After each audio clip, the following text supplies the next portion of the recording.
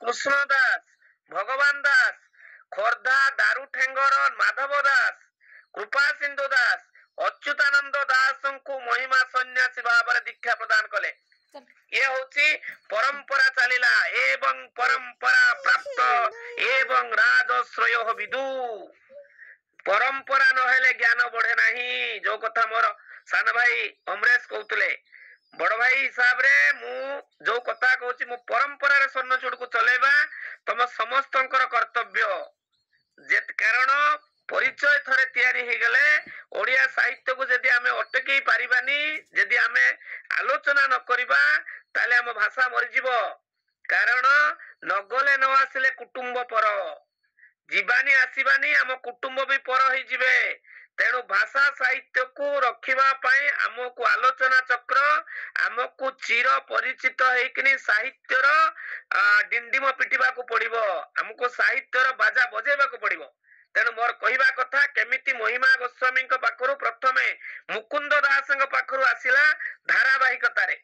तेणु ए सन्यासी माने राज्यर विभिन्न स्थान भ्रमण करी महिमा धर्म को प्रचार कले। तेणु महिमा धर्मर प्राण प्रतिष्ठाता महिमा गोस्वामी बा महिमा गोसाई बा महिमा प्रभु सर्वप्रथमे 1826 रे उत्कलर पुण्य पीठ पुरी क्षेत्र रे धूलिया गोस्वामी भाव आविर्भूत होइतिले। महिमा गोस्वामी पुरी ठारे नाम पाइले धूलिया गोस्वामी। सेते बेले महिमा गोस्वामी ताको निज अंगरे गेरुआ डर कौपिन धारण करी धूली सज्जार शुइले। फल तांको धूलिया गोस्वामी कहगला।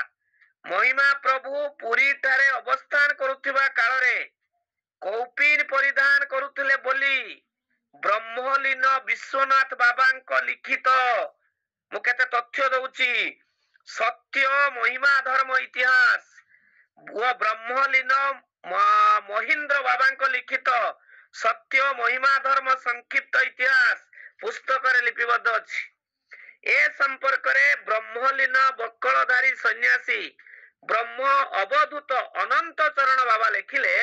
से गोटे कथा लिखिले प्रथम रे कहले जे जो ए कथा को देखिकिने से कहले समय समय रे डर कौपिन परिधान करितांती औदार्य हेकिनी तांकर मुंडरे 5 वर्णर केश शोभा पाउची। पुरी बड़दांडरे धूली सज्जारे रहउचंती।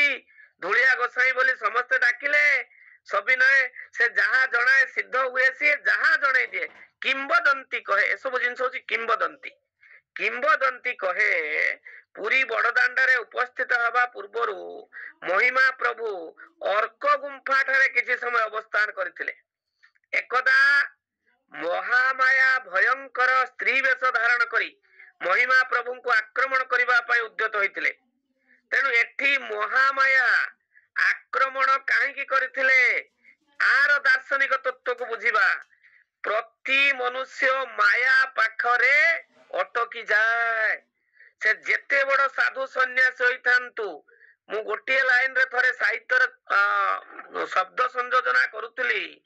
घटण भितरे अघटण सांसारी मनीषर भूषण बुझी नाही मनुष्य तांको वितान बाहु को तकिया करी करुछि शयन मेघर गर्जन अश्वनी स्वन नारींको स्नान जोगिए देखी हुअंती उन्मन। ए कथाटी जेतेबेले कहिली सेतेबेले बहु व्यक्ति ताकू कहले कि चमत्कार आलोचना। जोगिए हाँ जोगिए देखी हुअंती उन्मन छोट कथा नुहे। जोगी को मध्य गोटे नारी माया बसीभूत करी पारे।